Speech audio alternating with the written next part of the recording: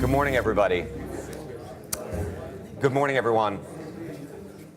My name is Andrew Ross Sorkin of CNBC and the New York Times, and it is my pleasure to have the finance minister here of India at a very important time in the world and an important time for India, really at perhaps an inflection point, which feels like an inflection point. We will find out how much of an inflection point. We are going to break the rules of this particular session, which was originally not intended to include all of you asking questions, but given that there's so many people in the room who I know want a shot on goal, we want to make this as interactive as possible, a conversation. So we're going to talk for a little bit, but then we really do want to open it up and allow everybody to get involved in this conversation. So first of all, thank you for being here. I think the big question, just to start with, is this is a country, there are very high expectations now that have been set into motion. There was a time that this country had GDP of 9%. Realistically, over the next 2 or 3 years, what do you think is a realistic GDP number? Where do you think the country's economy could really go? Not a decade from now, but sort of in the very foreseeable future.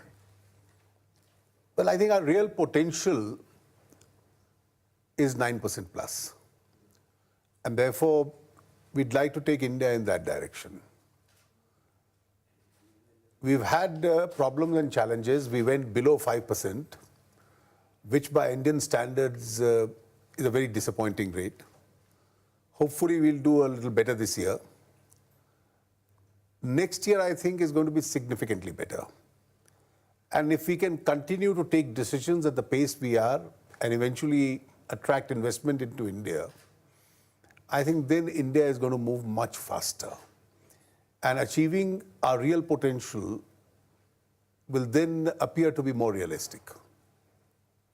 Let me read you something. This is from The Economist magazine. It says that when Modi first won, hopes swelled that the new government would adopt economic reforms that had proved beyond the brittle coalitions of the past. Yet in defiance of the maxim that bold steps are best taken early, he has so far not had dramatic change. So cuts to subsidies such as fuel and fertilizers, which cost GDP 2.3% last year, have been deferred. There's no firm timetable, the article says, for a national goods and services tax.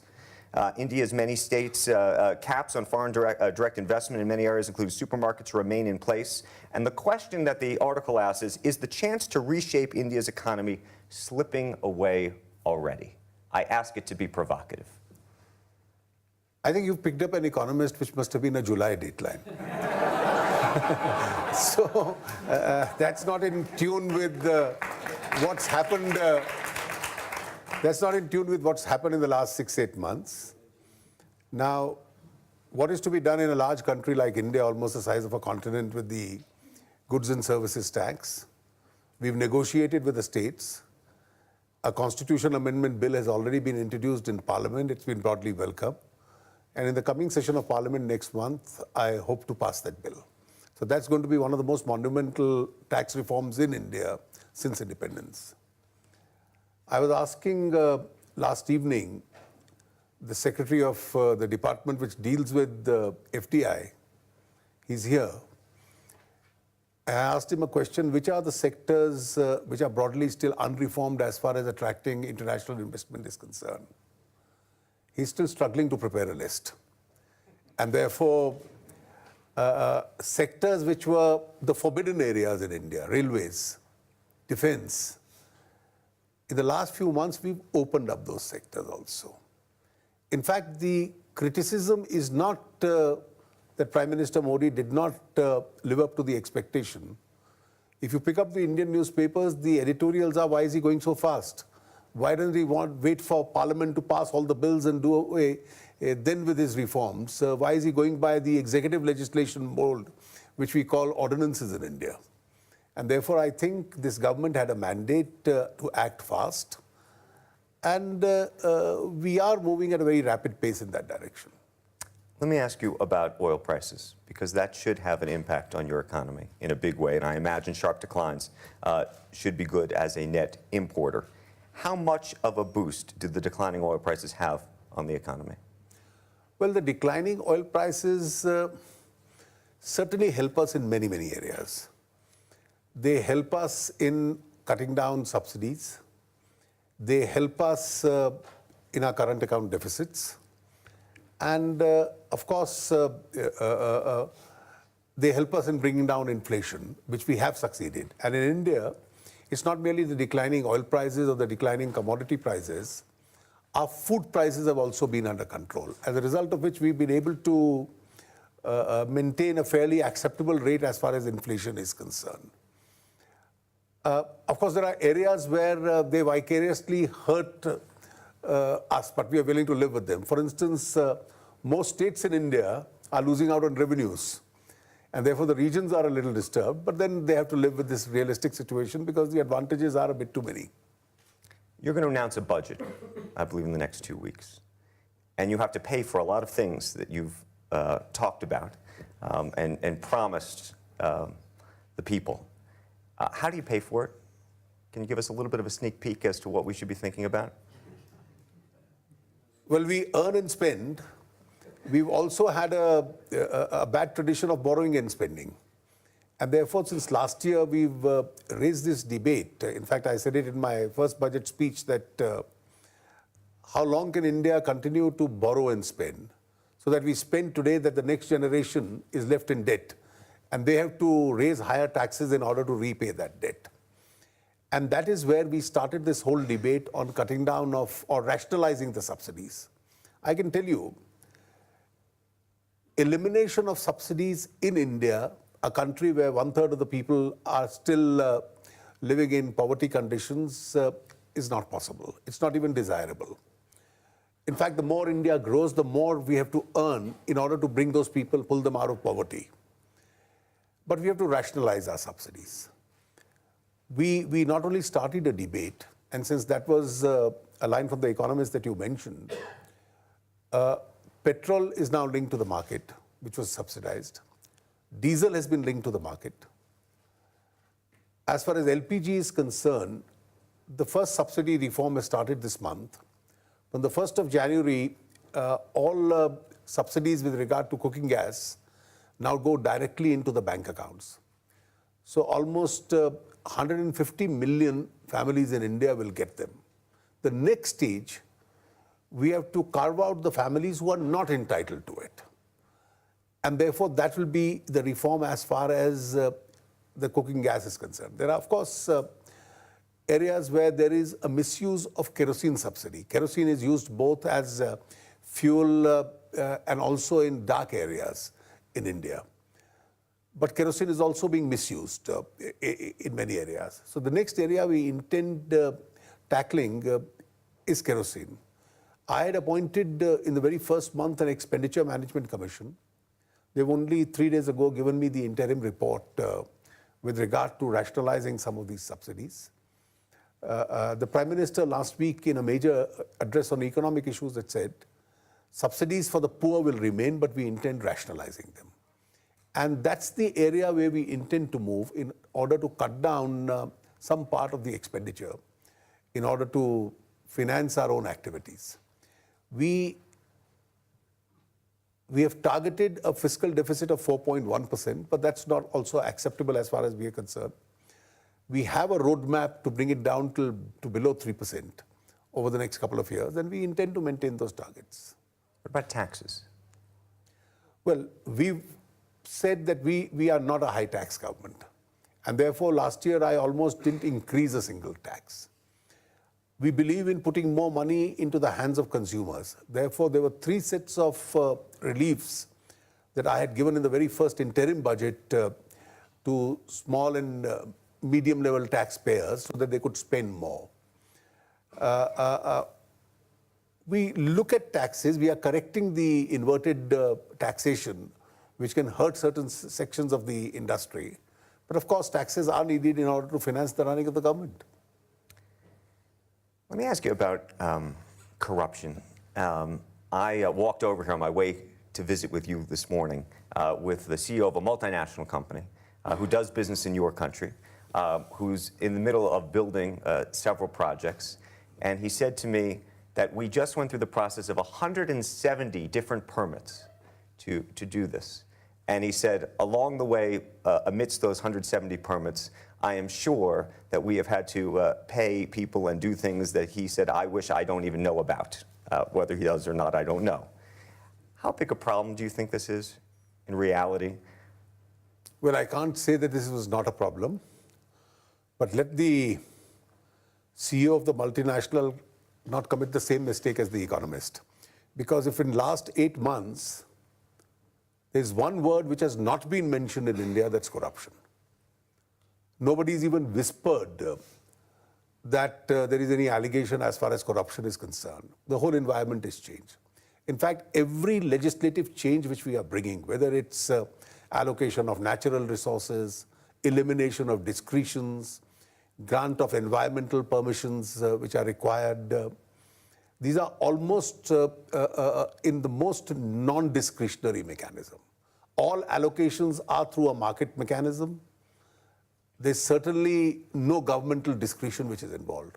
And a major part of the corruption which was alleged against the previous government was in these allocations. So it's the whole system which is now changing. You've been here now in Davos. You have a huge contingent of people here. I know you're looking for more foreign direct investment. What are the biggest challenges that you hear multinationals saying to you about investing in the country? Well, we have legacy issues. And in terms of legacy issues, I think the two important legacy issues which we have, one is in relation to stability of policy, particularly taxation. We didn't exactly have the best track record in that. And I think a very adversarial tax policy was counterproductive for India. It scared investment away.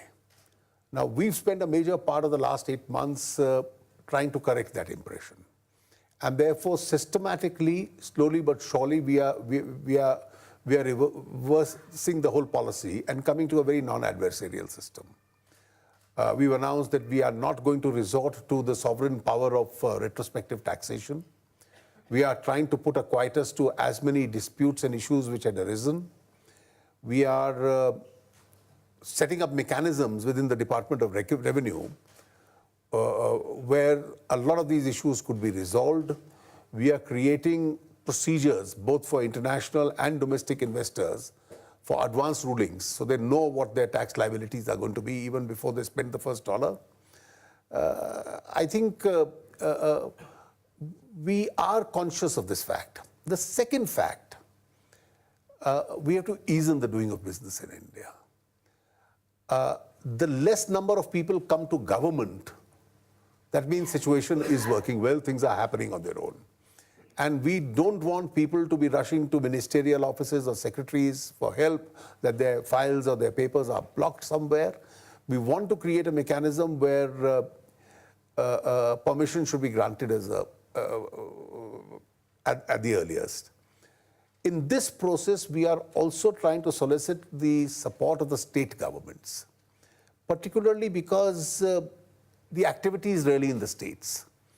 And the activity being in the states, it's the states which have to realize that the more they make their procedures simpler, the more they are going to attract and invite investment into their states. And I'm glad, we traditionally used to speak of India in terms of cooperative federalism. We've added a new chapter to that debate by saying that it's also competitive federalism. He who makes his procedures simpler will get more money from the investors.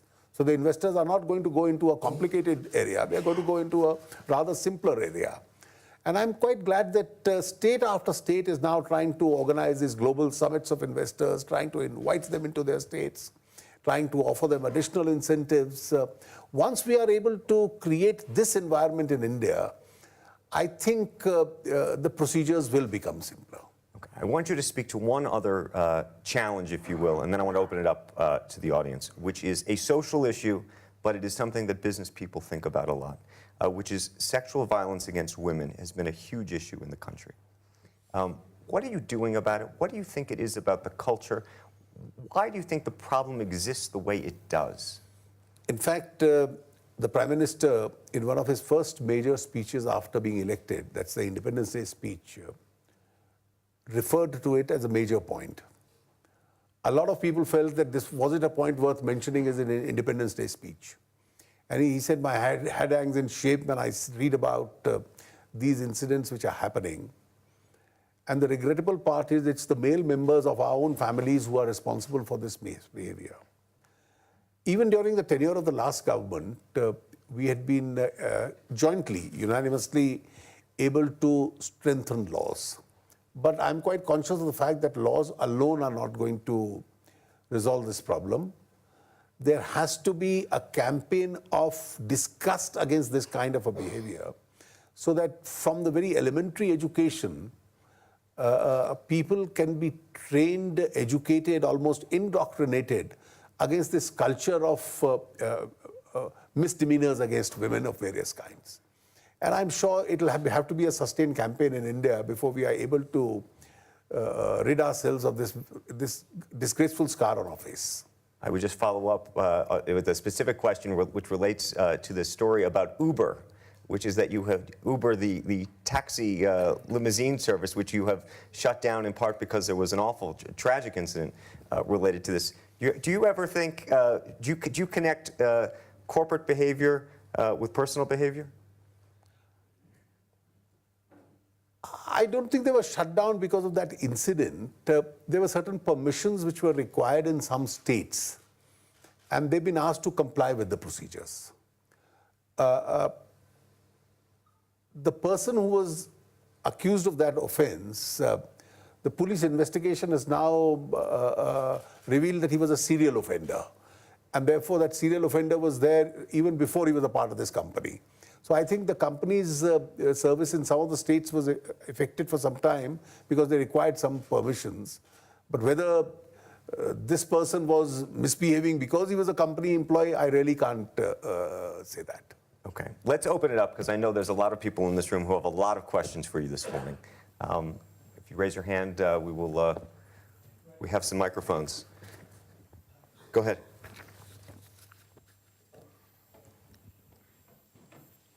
Honorable Minister, there was a lot of discussion on encouraging manufacturing in India, for India and for exports.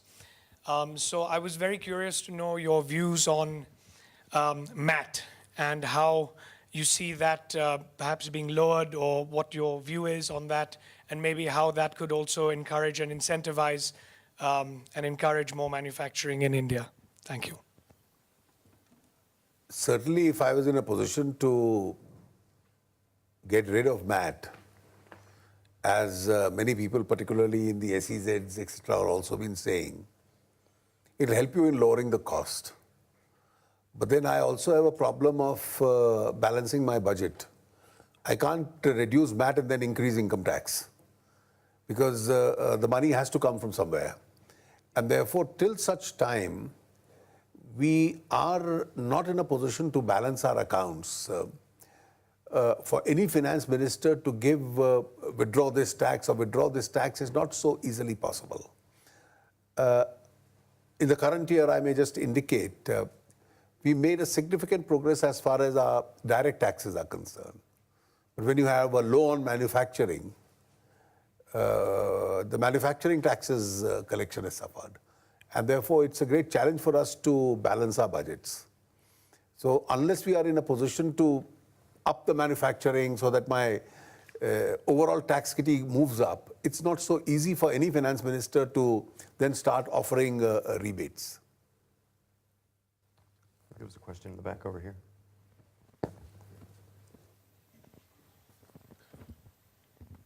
Thank you very much, Mr. Minister. Nelson Cunningham with McClarty Associates in Washington, D.C. Mr. Modi has really made a substantial effort to turn the page on what had been a period of somewhat scratchy relations between India and the United States. He had a very successful visit to Washington last fall. He's invited President Obama to India for Republic Day this coming Monday. What is Mr. Modi's vision, your vision, for the relationship between India and the United States, and what outcomes can investors expect from the meetings that will happen on Monday?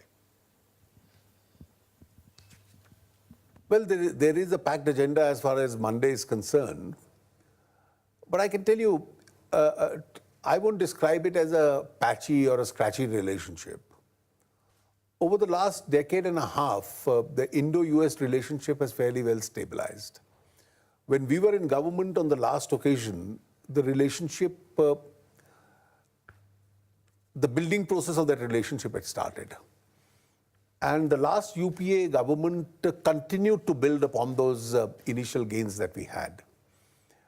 The advantage of having two major democracies and two large nations in a continuous relationship is that the relationship has matured to an extent that even though we may have differences in some areas, it's not possible to agree on everything. The maturity of the relationship is visible that you still can sustain that comfortable level in a relationship. The fact that President Obama is visiting India for a second time in his term, it's the first time that a US president has come to India twice. He's going to be chief guest on our Republic Day, the first American president to be so. And by negotiation, we are narrowing down the areas of differences and expand the areas of cooperation. So I think it's the relationship between India and the United States being a relationship of two very large democracies, as I mentioned, is a relationship around economic and security issues. And it's in these areas that the roadmap for the future of this relationship really lies. Let me follow up and complicate the question. Putin really recently visited New Delhi. How would you describe the relationship between India and Russia? Well, I think India and Russia have been always great friends. And therefore, I see absolutely no contradiction in a country being extremely friendly across the globe with multiple nations. Through historical times and through even our most difficult times, India and Russia have had a great relationship. Russians have stood by us in our critical times, and I think irrespective of the color or complexion of the government in India, that relationship has been maintained.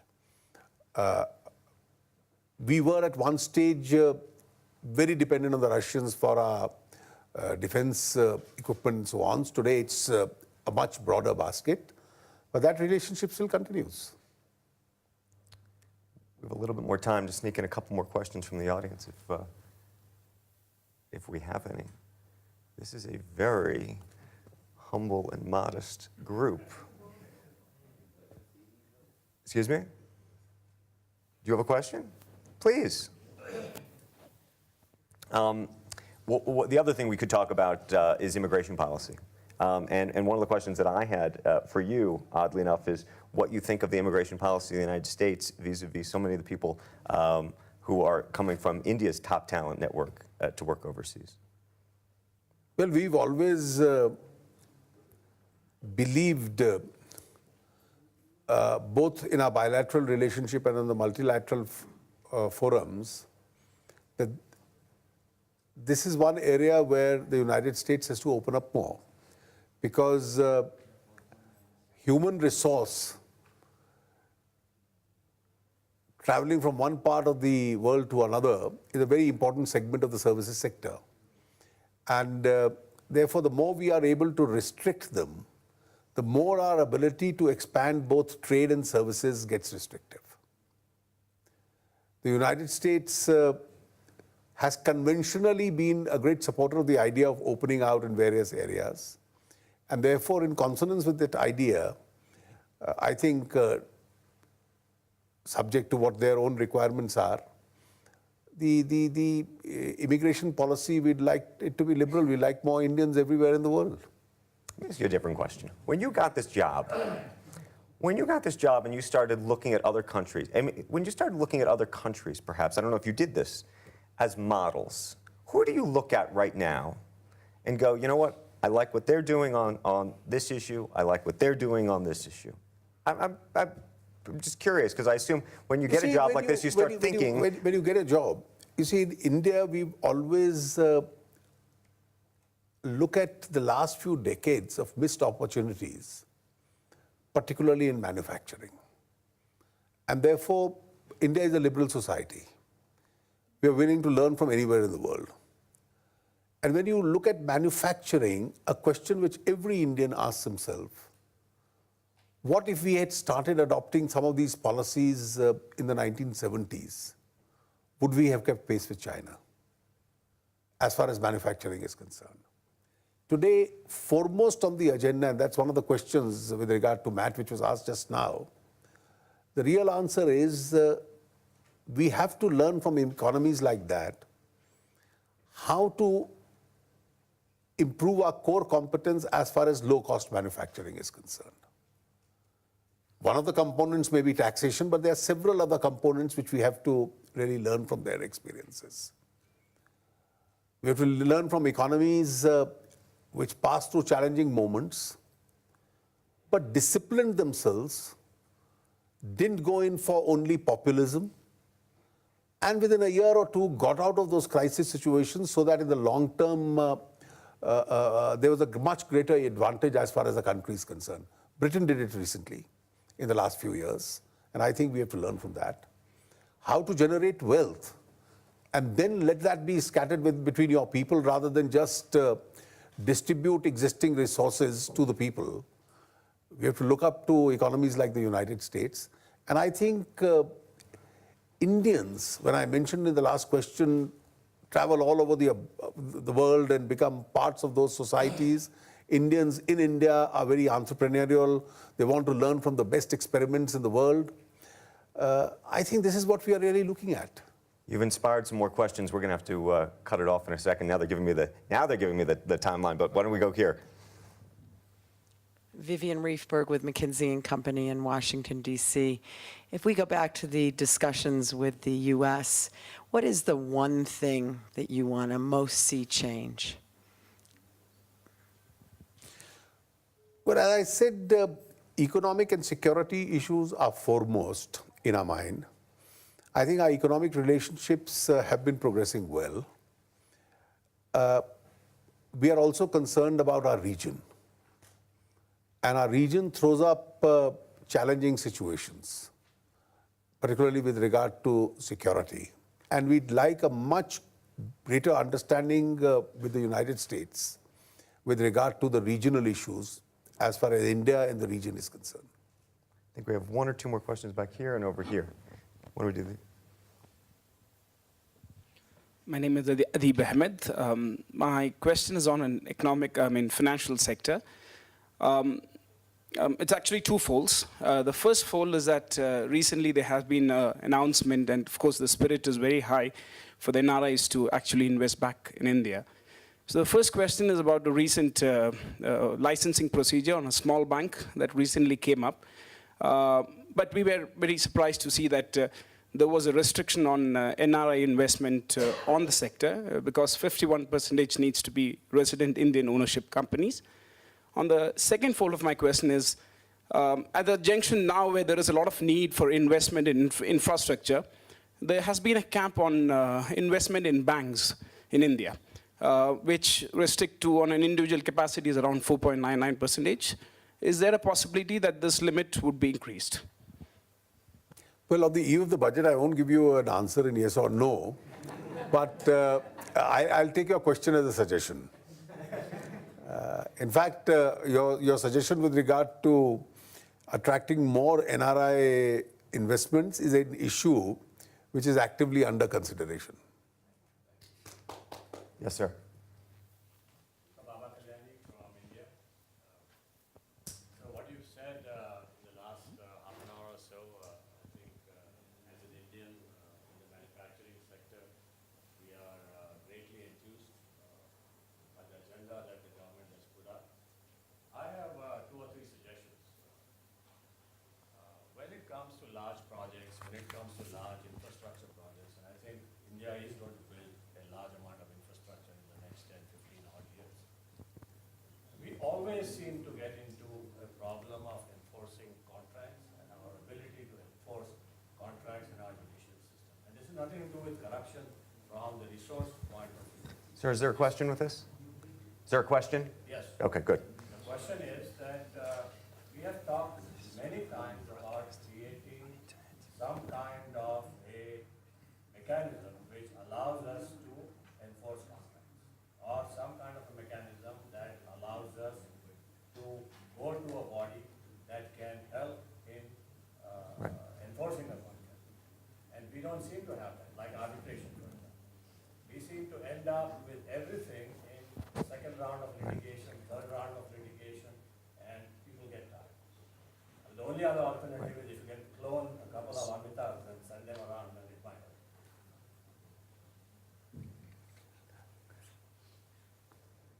I think you have a valid point, and you have a valid point for two good reasons. In contractual matters, the rule is enforcement and not breach. And if there is breach, the legal system has to undertake to enforce. Unfortunately, we are still governed by our old concept that in the event of a breach, the rule is damages and not enforcement. Now, I think that's become obsolete. I had requested the Law Commission in 2003-2004 to reconsider it, and they did submit a report. I've again requested the Law Commission to reconsider it, though that's directly not under me. And I would personally like to push, it's a part of my own conviction that in 2015 you can't come out with an obsolete law that if you built an airport and there's a breach, then go into arbitration and take damages, or go and file a civil suit and take damages, then the answer has to be to enforce. The second, as far as Arbitration Act is concerned, when we replaced the Arbitration Act in 1996, the way it's been interpreted by courts, there is too frequent an intervention. On basis of the Law Commission's recommendations, some corrections have been made. I think some further improvements are required, which is being worked out, and so that it becomes completely internationally compatible. That's under consideration, and hopefully in this coming session, they'll be introduced in Parliament. Right. Okay. I apologize, but we are out of time. I wish we could. We can try to do it after. I want to thank everybody for your questions. I want to thank the Finance Minister for this candid conversation. On behalf of all of us, we wish India very, very well, and we hope that all of the things that you hope happen, we do too. So thank you to get involved in this conversation. So first of all, thank you for being here. I think the big question, just to start with, is this is a country. There are very high expectations now that have been set into motion. There was a time that this country had GDP of 9%. Realistically, over the next 2 or 3 years, what do you think is a realistic GDP number? Where do you think the country's economy could really go? Not a decade from now, but sort of in the very foreseeable future. Well, I think our real potential is 9% plus. And therefore, we'd like to take India in that direction. We've had problems and challenges. We went below 5%, which by Indian standards is a very disappointing rate. Hopefully, we'll do a little better this year. Next year, I think, is going to be significantly better. And if we can continue to take decisions at the pace we are and eventually attract investment into India, I think then India is going to move much faster. And achieving our real potential will then appear to be more realistic. Let me read you something. This is from The Economist magazine. It says that when Modi first won, hopes swelled that the new government would adopt economic reforms that had proved beyond the brittle coalition. That's not in tune with what's happened in the last 6-8 months. Now, what is to be done in a large country like India, almost the size of a continent, with the goods and services tax? We've negotiated with the states. A constitutional amendment bill has already been introduced in Parliament. It's been broadly welcomed. And in the coming session of Parliament next month, I hope to pass that bill. So that's going to be one of the most monumental tax reforms in India since independence. I was asking last evening the secretary of the department which deals with the FDI, he's here. I asked him a question, which are the sectors which are broadly still unreformed as far as attracting international... Good morning, everybody. Good morning, everyone. My name is Andrew Ross Sorkin of CNBC and the New York Times, and it is my pleasure to have the finance minister here of India at a very important time in the world and an important time for India, really at perhaps an inflection point, which feels like an inflection point. We will find out how much of an inflection point. We are going to break the rules of this particular session, which was originally not intended to include all of you asking questions, but given that there's so many people in the room who I know want a shot on goal, we want to make this as interactive as possible, a conversation. So we're going to talk for a little bit, but then we really do want to open it up and allow everybody tunes of the past. Yet in defiance of the maxim that bold steps are best taken early, he has so far not had dramatic change. So cuts to subsidies such as fuel and fertilizers, which cost GDP 2.3% last year, have been deferred. There's no firm timetable, the article says, for a national goods and services tax. India's many states' caps on foreign direct investment in many areas, including supermarkets, remain in place. And the question that the article asks is the chance to reshape India's economy slipping away already? I ask it to be provocative. I think you've picked up an economist which must have been a July dateline. So that's not in tune with what's